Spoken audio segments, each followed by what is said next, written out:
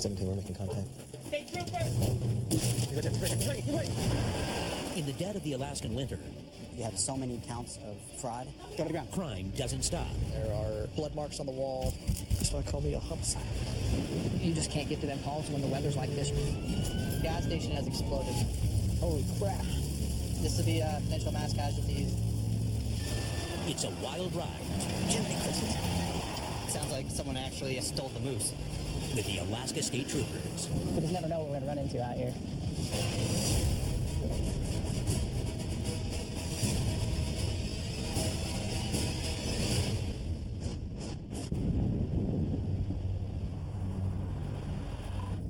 Range 33. There were 5 people running from the building at the time of the explosion. Holy crap.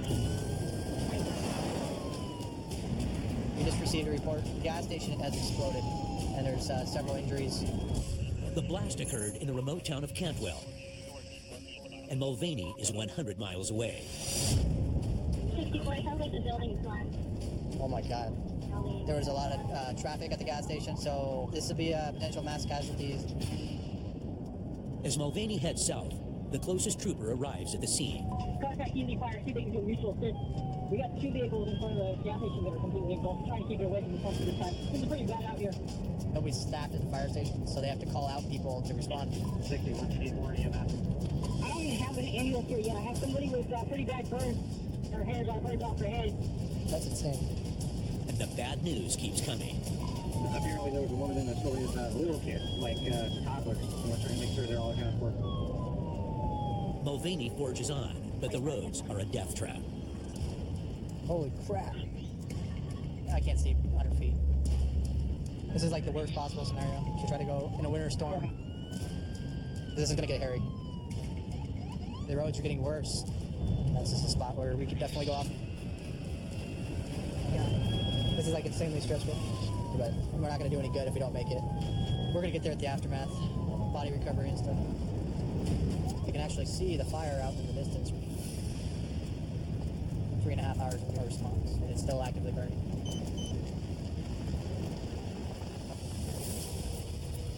Oh my God. Is there anybody in there? Everybody's out. So now it's just letting the fire crew do what they do. Wildlife Trooper Jim Ellison was first on the scene. I went in to make sure everyone was out of the store. When I got here, the fire hadn't really spread too much. Within 3 minutes, the whole store was engulfed. I made sure there was nobody in there and got out. They smoked for maybe a couple hours and then called fire department. And she was coming up from upstairs, and all of a sudden, the whole building blew up. There, the whole windows just blew out of the building. I clipped one guy in the legs and took him down. Now the diesel fuel's burning, so they're trying to kind of pull back south. It's gonna let it burn for a while. Yeah, yeah. This is the only place to get foods in Cantwell, so it's gonna be definitely an impact.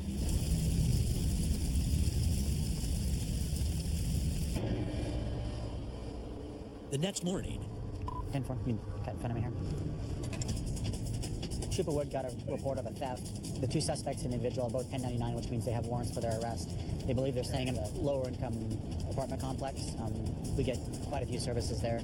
Somebody who has like outstanding drug warrants or assault warrants or other things that are indicators that they may resist or be more violent. We're always on our toes.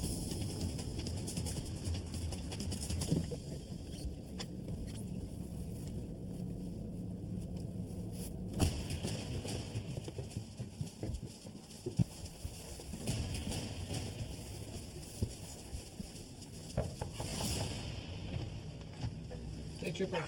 Sir, you come on up. What's your name, sir? Hey, can you turn around, put your hands behind your back? What's going on? You have a warrant for your arrest. Mine? You do. One in the bathroom? Is in the bathroom?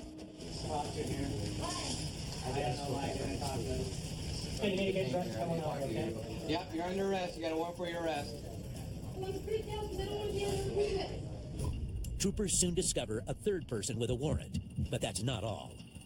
What's the mail right there? You don't know where it came from? Whose mail does this belong to? No, you're standing there with the pen sorting through it. If I run these people's names, is it going to come back to stolen mail? You sure? It's better to tell me now. Carson searches the man and turns up more suspicious material. Who's... Don't know? Well, not sure why you'd have credit cards in your wallet then. Well, you have a lot of credit cards here for one person. You want to watch this guy place your head against the wall? He's got a whole bunch of stolen credit cards. I'll get these from you in a second. I'll bring them out. Got a gun in here. Ma'am, step out. No. Go to the ground. Go. Put your hands behind your back. I don't want you to move. We have got a gun in there. When you have a gun stuffed in a couch, we need to be made aware of that. I didn't know. I want you to sit right here. I was told to put the Ma'am, dog in the bathroom. ma'am, you'll be fine. Just wait right here, and I don't want you to move, okay? Well, I can understand you're scared. Okay, so. Let's get these guys cleared out of here. There's all kinds of people's mail in there. We've got a handgun. We've got probably 4 laptops. Right now, we don't know what's stolen and what's theirs. We're going to apply for a warrant for the place.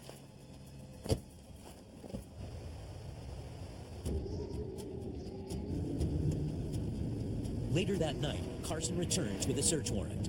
We have to assume at this point that they were all involved in the conspiracy. And the evidence at the scene will hopefully lead us and confirm this.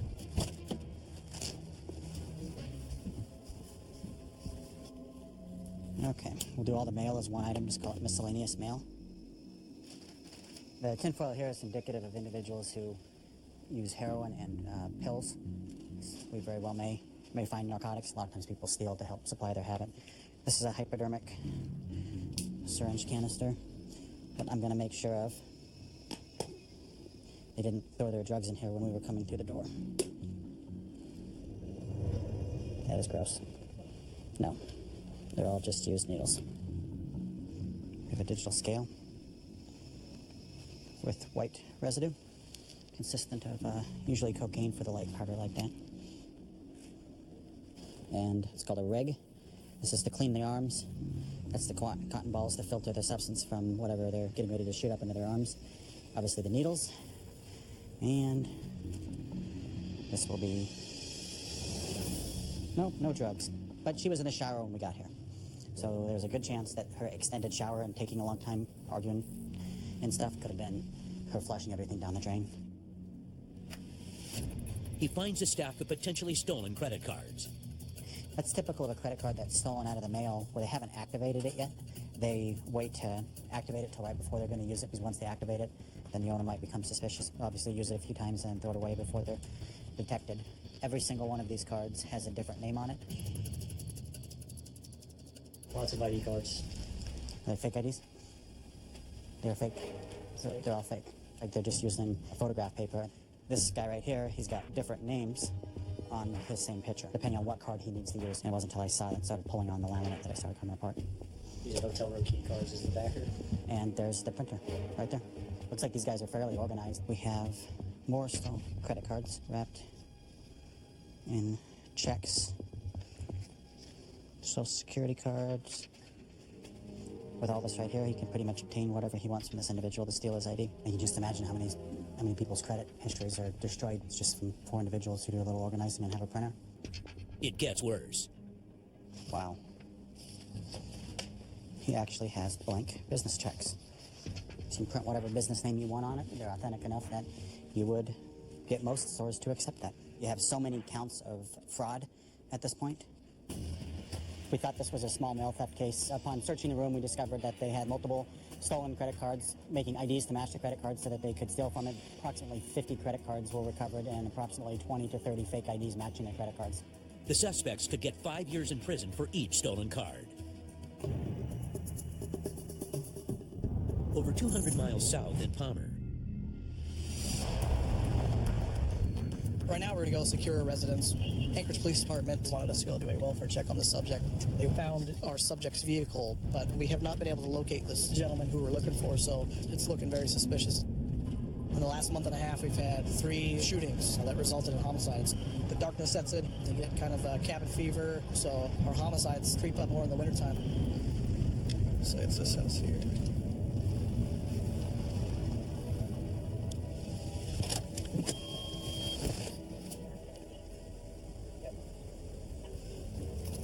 Let's see what we got.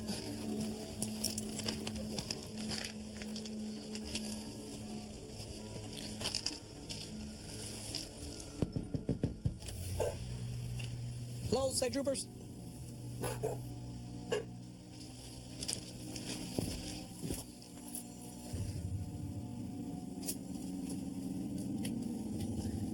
stuff all over this house. This is very weird. I don't know what's going on here. There are blood marks on the wall. This futon's all flipped over. It's obviously extremely suspicious.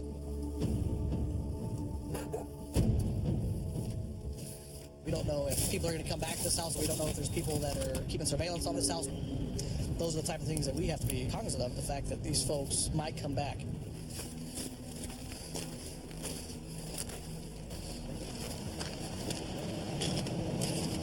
Got a car pulled up.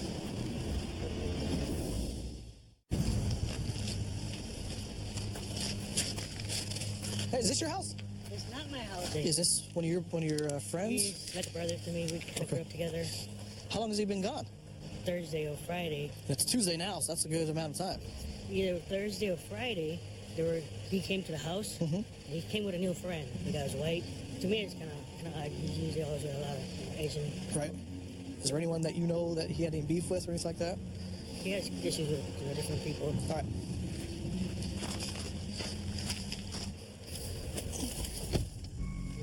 We went inside the house here, and there's a circle of blood here. This is actually 2 foot by 1.5 foot wide. So I lifted up that carpet, and there was so much blood that it actually soaked through to the bottom layer. This isn't someone who got a paper cut or just hurt themselves. This is a lot of blood. This is looking more and more suspicious. I see your headlights now. Investigators arrived to document the scene. What's in the shed? This right here? We go take a look. Stark's killer in here. Come on, Poppy. There's a layer of carpet here that was brought up. I don't know when, but That's like a head and torso. that's what I said. Head and torso. Perfect head and torso match. Yep. I haven't gone upstairs at all and looked up there to see what or isn't up there. There's a little bit of That's not a human foot right there, is it? I don't know.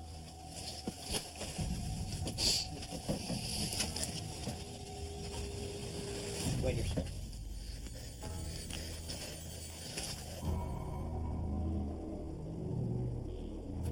Unless somebody wiped all the spatter off the walls or anything like that, I don't see a struggle.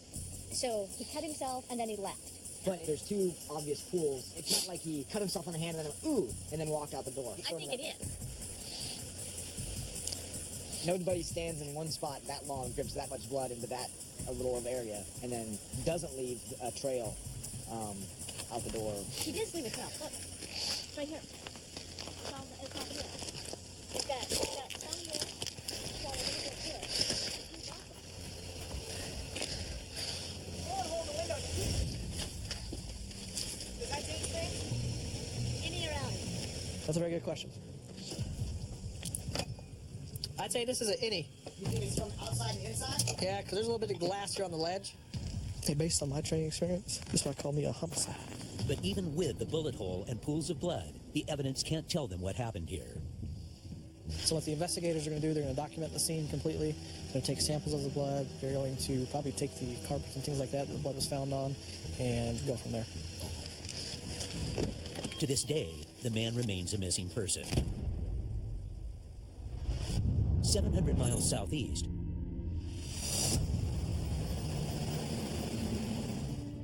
The island is so big, we just never know what we're going to run into out here. wildlife troopers on Prince of Wales Island are setting up a hunting sting. It's illegal to take game with artificial light in this section of Alaska, so we're out here patrolling tonight. Within 20 or 30 mile drive, sometimes you may see upwards of 100 deer along the road. Deer, for the most part, are nocturnal. If you really want to see how great of a deer population you have, take a drive at 2 o'clock in the morning. Daytime, you'll see one. At nighttime, you're going to see 30 of them. That's the reason why using artificial light or spotlighting is banned. You know, they could do real damage to the deer herd. You know, shoot multiple deer in a single drive down the road. In their quest to catch illegal spotlighters, troopers have some help. When a person is driving down the road, their headlights or the spotlight will go across the decoy. The eyes will shine and usually catch the hunter's attention. If they did shoot at the deer or tried to shoot the deer, they'll be issued summonses possibly or arrested. Their gun can be taken, and depending on how serious it is, their vehicle also could be seized. So the consequences are quite high. Let's go do this. It's raining and snowing and blowing, so we're prepared to stay out in the rain and snow all night long. It's not comfortable and it's not a lot of fun, but I guess that's part of the job. We want it in the spot where people will see it, and then we want it far enough off the road where it's hard for them to tell that it's a fake deer. I think that'll work. I got 2 decoys out, one that can be seen from the southbound traffic, one that can be seen from the northbound traffic. We've got our takedown vehicles just out of sight on this road. People aren't going to start showing up till 4 or 5 this morning. It's just after 1 o'clock. Now it's just a waiting game. 583, you got one coming your way.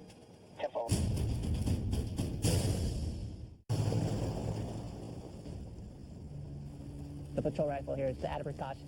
They may be drunk, and we know for sure they're going to have firearms. Yeah, just in case they got crazy and want to start shooting at us, so we're prepared to take action. Anytime now. 22583, there's another one coming up the valley. Morning hunters going out.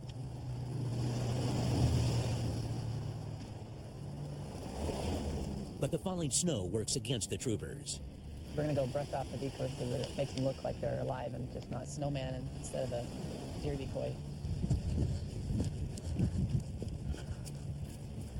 The vehicle does come, we're going to hightail it to the tree line there. That'll be good enough for now.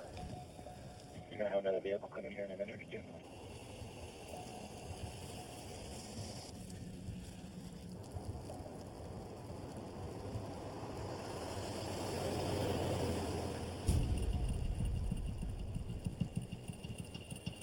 Slow down. Looks like they're going to stop and turn around and come back here. 10-4, they're going real slow. They just passed me.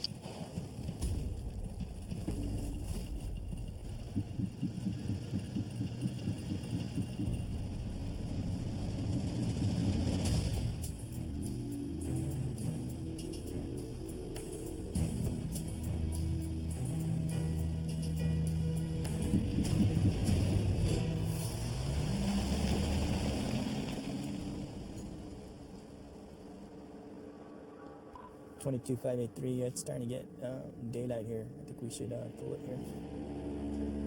10-4. Unfortunately, we didn't get anybody shooting the deer's decoy, but people know we're out there. Adds as a deterrent.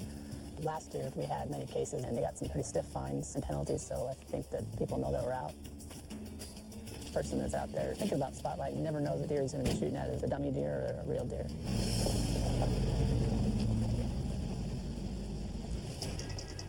North in Palmer. Some Mondays you'll have no calls, it seems like, just enough to kind of keep you occupied, and then other times I can't seem to get out of the Big Lake area. 22 XM, 1060. Right now we're headed to a motor vehicle collision with a moose, something we get pretty often here in the winter. We've got a single vehicle collision with one. We're just going to get there and make sure everyone's all right and see what the deal is with the moose.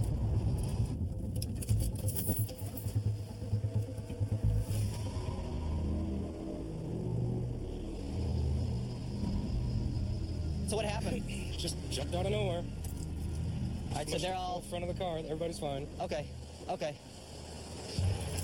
Here, if you guys want to wait with the car, I'll be over with you in a minute, all right? Okay. I'm going to get a charity coming for this, and I'll be back with you in a second, okay? All right. Can I get the next available charity for a full-size cow moose? That's a big one. Not something you want to run into on the roadway. There.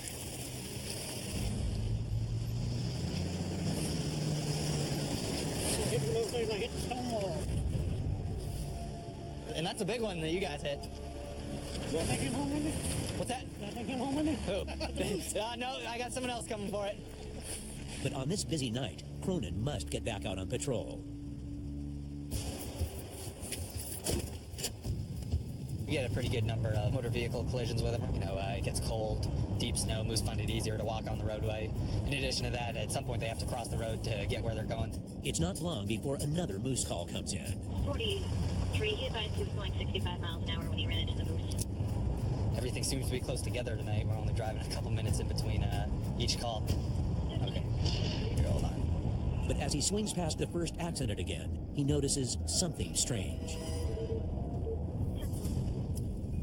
Okay, our moose is gone.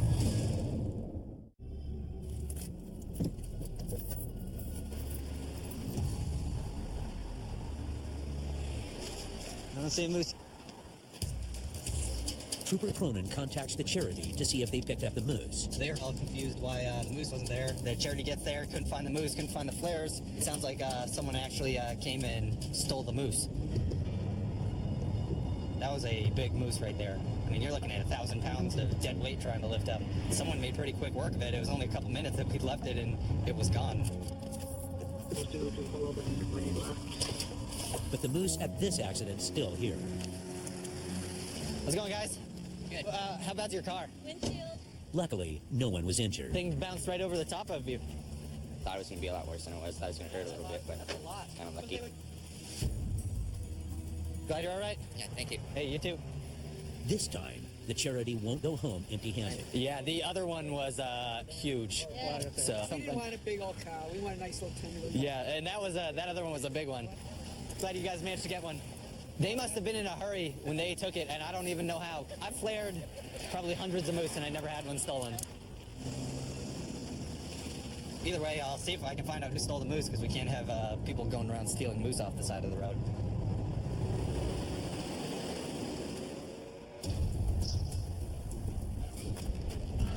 But moose aren't the only hazards on these frozen highways. 1019, you over to the highway. You have a report of 2 vehicles in DC. Vehicles do not appear drivable. 10-4, 1019 from Plaque and Badger. 2-vehicle collision that's traffic hazard at this point. It's just the nature of living in Fairbanks this time of year. This is that fun ice stuff I was talking about. Off the road.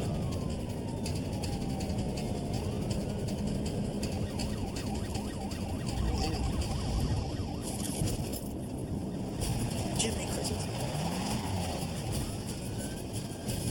Go gadget wheels.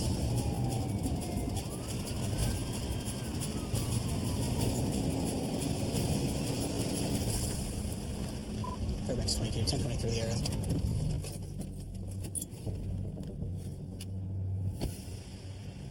So what happened? I was coming around this corner right here. The back end swung out a little bit. I regained it, and then it swung back the other direction. Plastic versus, American right here. That's my car. You got anything? Drugs, alcohol, anything? No. If your cars are drivable, once you get stuff picked up, why don't you pull into the gas station here, we'll get the roadway back open, and we'll go from there. Yeah, we're just gonna throw your stuff in the back.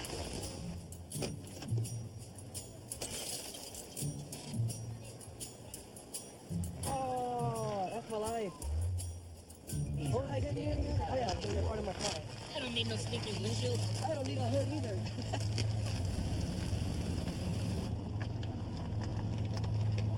Now he's gonna get stuck in the ditch. I might turn this into a drug DUI here in a minute. Turn your car all the way to the left.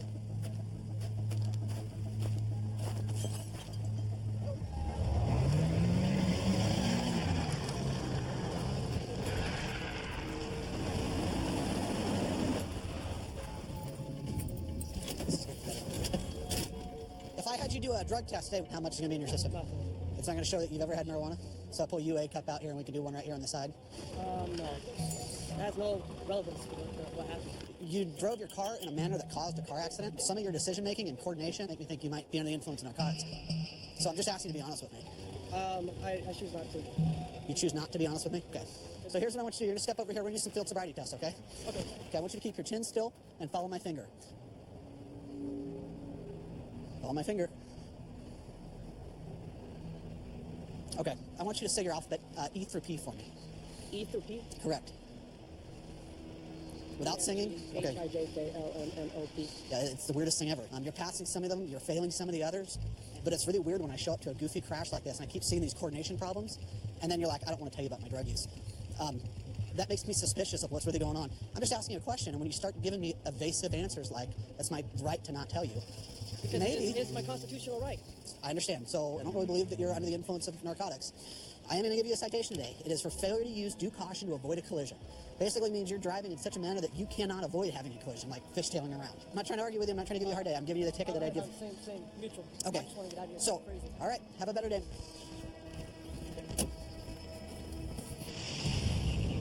Almost 600 miles away, in the western edge of the Alaskan frontier,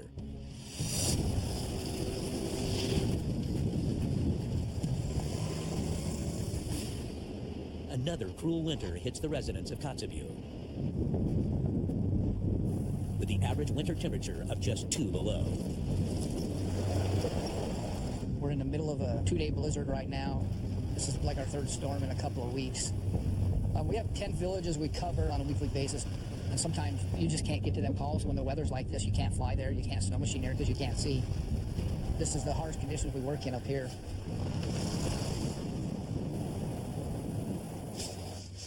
Young relies on commercial airlines in order to patrol his villages. Morning, Linda. Hey, we're checking on weather to Cayana, Norvik. We would not go there if that's where you wanted to go at the moment. Okay. What's the prognosis for later on today? Is it looking getting It's supposed to be deteriorating and all there's day? another great big storm coming in. Oh, really? Possible hurricane wind.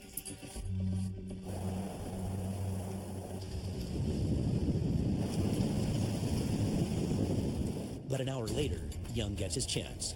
We got a little break in the weather, so we're going to head out to Cayana. We better take this opportunity before the weather socks in tonight.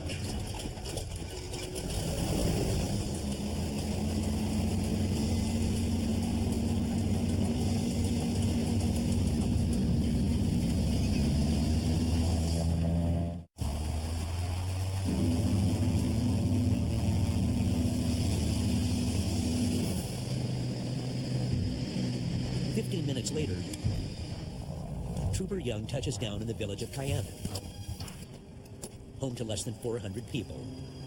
I'll come stay here 1 or 2 nights at a time just to keep the peace of the community. What's going on in Cayana today? Been actually really calm. Good thing. We got some stuff to work on, but we'll worry about that later. Okay, we're ready to go. He heads into the village to rest up for the next day's patrol.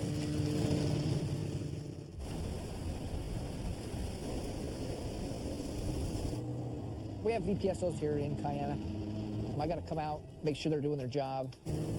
People sometimes are uncomfortable talking to the VPSOs about a case, but they'll talk to me. I'm a public safety officer in the village of Cayana. Life in the village can be kind of challenging. We don't have any of the conveniences of more metropolitan areas. It's our friendly neighborhood grocery store, the Cayana Trading Post. Anything you need to get, we have to air freight it in. It's a lot more expensive. A block of cheese is almost 30 bucks. Over here, it's about $7.50 for a half gallon of milk. And purified water, pretty important, it's $10 for a gallon of water. Outside, Young finishes up his 4-wheeler patrol. Well, I think this is a very pretty village. The people are really friendly. All's quiet in Cayana. But back at post, Mr. Trooper Young. He receives a tip from the neighboring village of Norvik. I'm the oversight trooper for Norvik. We had a warrant for this guy's arrest. We got a good tip where he's at right now, so we're going to snatch him up. If he doesn't catch his suspect tonight, it could be weeks before he gets another chance. We going down the road tonight? No. Gotta go down the thing? Yeah, go Tundra. You ready? Yeah.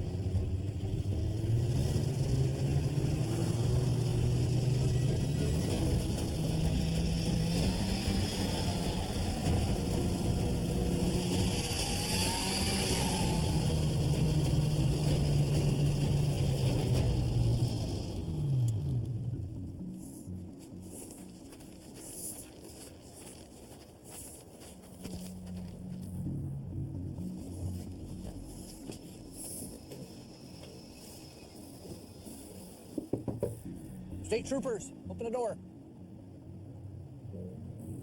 State troopers, open the door.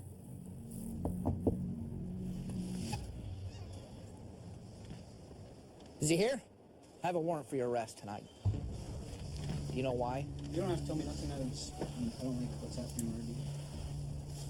Well, you're the one that put yourself in this predicament.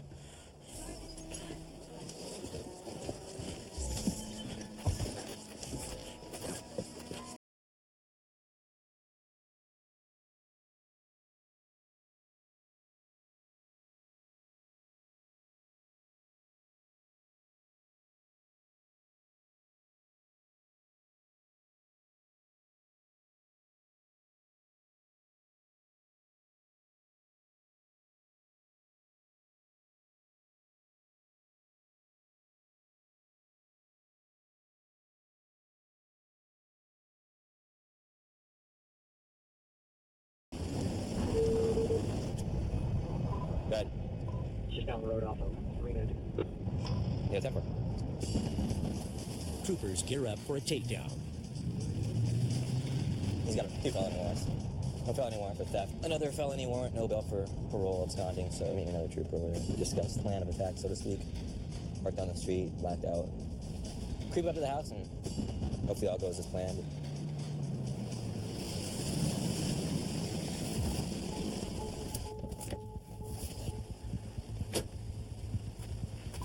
Permit 16, it's 23. All the structures, it's the house, and there's a shop that looks like it's being worked on too, so it's supposed to be the house.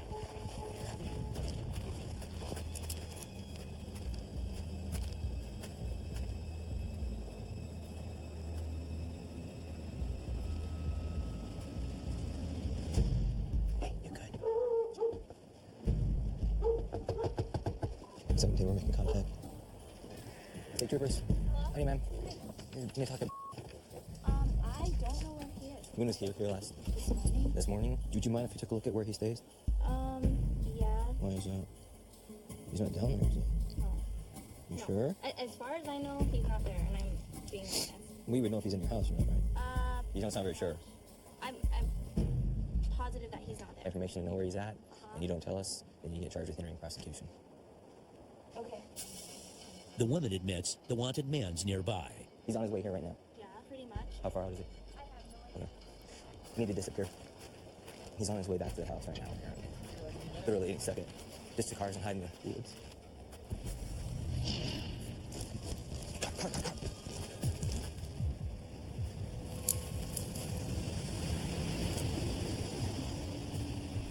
For about 16. On foot right now. I'm across from the house. Can you look in his history and possibly see if there's an associated vehicle? He's known better right now. He's right. Oh.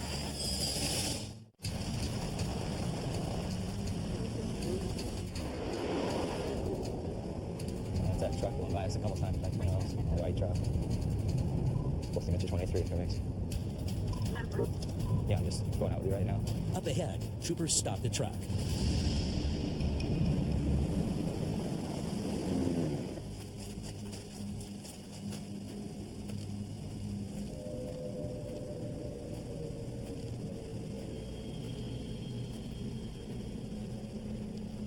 What's your name, man? What's that? You're right? What's that? I'm sorry, I am not. No? Who are you? Huh? Hop up for me. Turn. That's right. Did you realize having a false name for law enforcement officer is a crime? Is that you? That's you. Come on, that's you. Okay. That's mine. Is that you?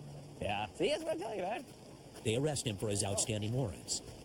While we're in the woods hiding, we observed a white pickup truck go past the house once. It goes by the house again, which, hey, it's kind of weird, right? Another trooper pulls out behind it, runs the registration, ultimately steals the vehicle, and tried to give us a different name, but, picture doesn't lie, so it was him.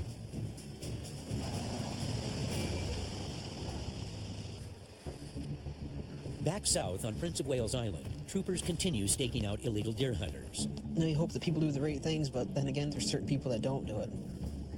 We don't want somebody to purposely break the law, but we sort of stand back, wait, see.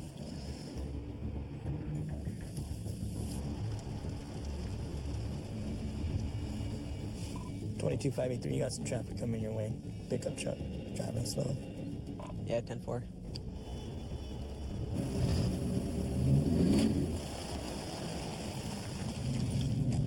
Vehicle's up ahead of us. Ryan uses night vision to tail the truck.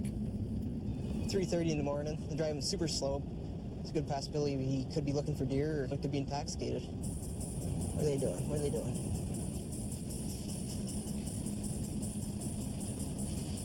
It's got a little bit of weave with his travel. I'm gonna do a 1036 on this vehicle head southbound. Might have a taker. Careful. Clock AC parking lot.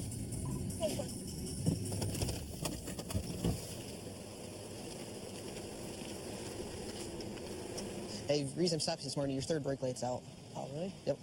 So, you have any weapons or anything in the vehicle tonight? 30. Okay. I'm just gonna have to step out of the vehicle for just a minute here. I just want to make sure they're not loaded. If you could just stand up in front of the vehicle there just a little bit.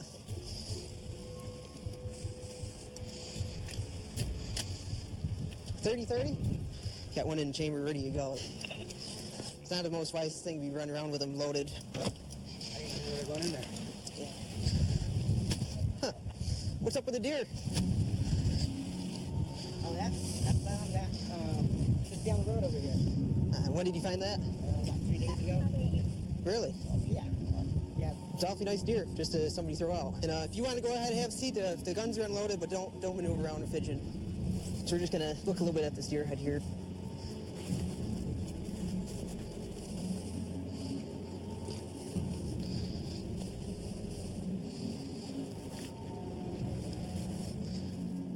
That deer's not 3 days old. My guess would be yesterday. How many days ago was it? It was like 3 days ago. That deer's not 3 days old. It's not warm, but it's not extremely old deer either. I mean, it's pretty fresh. You got weapons in the vehicle loaded, and you have a pretty nice deer head in the back of the truck.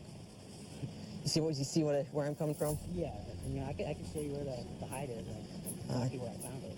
This is what I'm going to do. I'm going to have you draw me a map, and I'll go back. I'll check it out. And there better be deer hides up there. All right, drive safe. If the man took the antlers and left the meat, it's a crime of wanton waste. He could face a year in jail and a $10,000 fine. Go up, make sure that there's the hide there, and just hope he's telling the truth to us.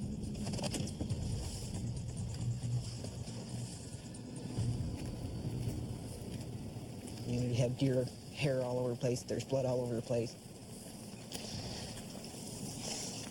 It's a pretty good size. It's such a black-tailed deer carcass right here, cut off right at the head. This could very well be it. There's no real way of actually knowing. As you can tell here, it's a local dumping ground for your old TVs to all your deer carcasses, anything else in between.